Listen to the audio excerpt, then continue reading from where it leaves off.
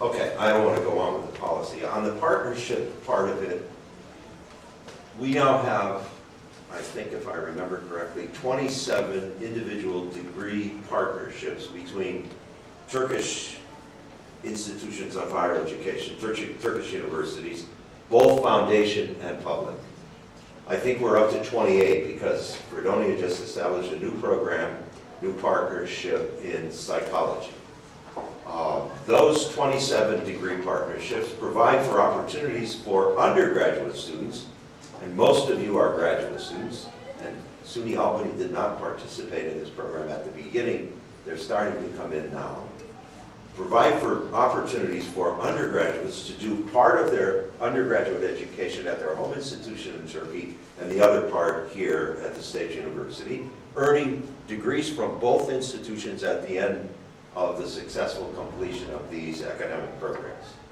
Your countrymen have flocked to these programs. What do I mean? I mean that in the first year we created 300 positions and we received 3,865 applications. There has been strong demand from Turkish students for this kind of education. I believe the Turkish students are speaking more broadly read for students in their generation. I believe that young people across the world, and I think the increased mobility that Dr. Levy spoke about, that we all see, is part of this same thing. I think students in your generation understand that they need to get some kind of internationalization or globalization, that they need to have some experience. They perceive that in order to succeed in the future that's in front of them, that's going to be useful for them.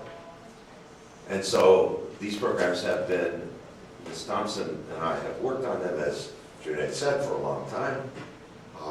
These programs have been a joy to work on. The graduation rates on these programs are astounding. Like 95% of the students enrolled in the programs graduating within the 4-year period of the degree program. That's almost unheard of across educational institutions, not only in this country, but in other places. And so what is it? It means that due to the rigor of the cadence of these curricula, the students have to stay on this bicycle and they have to complete it. The students, Turkish students who have come into this program are remarkable. No other way to say it. Of the nearly 2,000 students that have come into the program now it's over 2,000 if we count our graduates, we have had fewer than 10 students who have been dismissed for academic reasons. That's an astoundingly low percentage of students. You know, it's just, and if you went into the individual cases of those 10, some had health problems. Very few of these students were dismissed because they were not performing academically. So it's been a joy to work on these. We want to see these partnerships expand. Junaid, you, and Hamide, we'll go back. We have our first marriage from Junaid and Hamide. When you go back, I hope you will be willing partners in the future for us as we expand these kinds of relationships between our state and your country. And I think I'd like to stop there and take questions.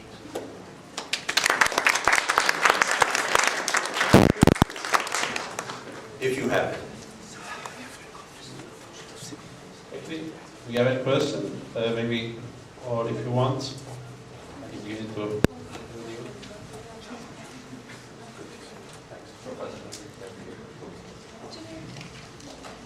Now, I will microphone Yes. the questions. I'm not sure how it is in the other states, but I have a friend from University of Iowa, and I think in Iowa, if there is one of the couples, either wife or the husband is a student, graduate student in the university, they pay almost half or maybe fewer, less than half of the tuition. But I don't think there is a regulation like that in New York State.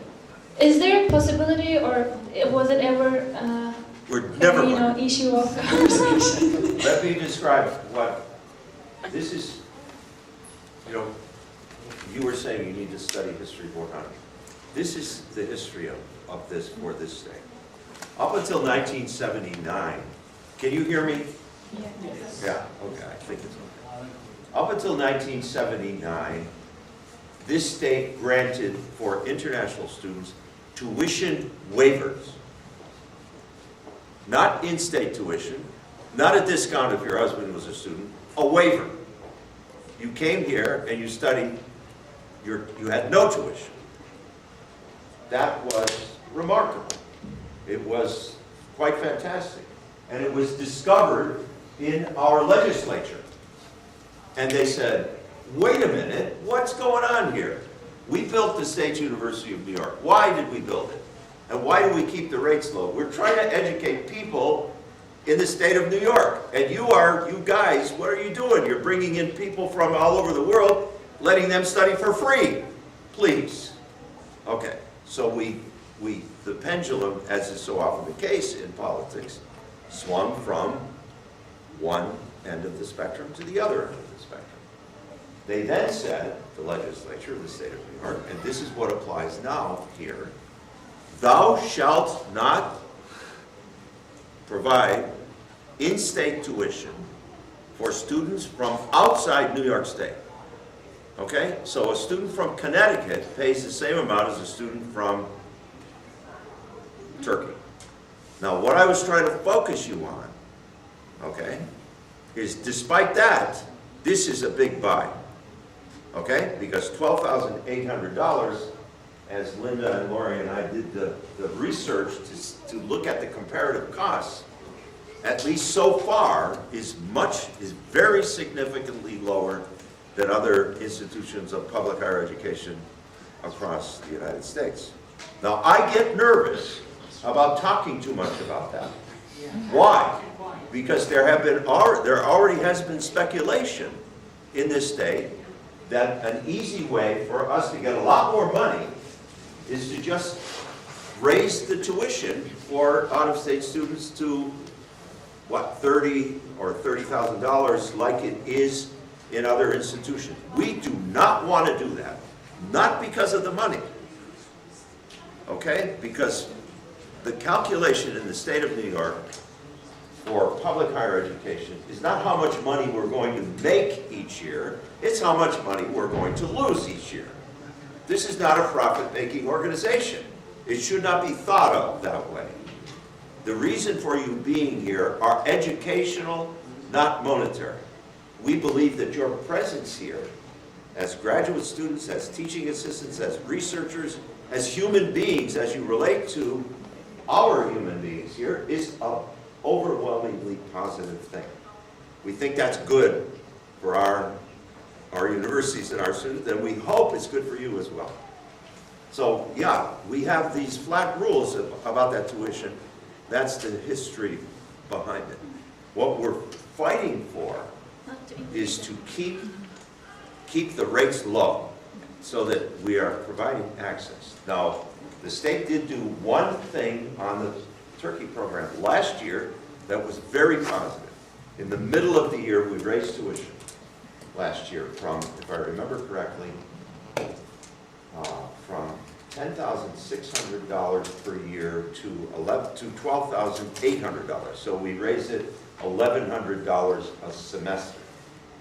And in the middle of the year, we went to the state and said, look, this is unfair to do for our partner campuses in Turkey. The parents have already sent their students. It's the middle of the year. We shouldn't change the ground rules. And thank goodness, the university agreed, and the university central administration picked up the difference so that gave Turkish parents another 6 months to plan for a higher tuition rate. Okay, so, there are things that can be done at the end. Okay, I don't want to steal time from the other speakers because both of these guys are much more intelligent than I am about Turkey. Another question. They're Turkish.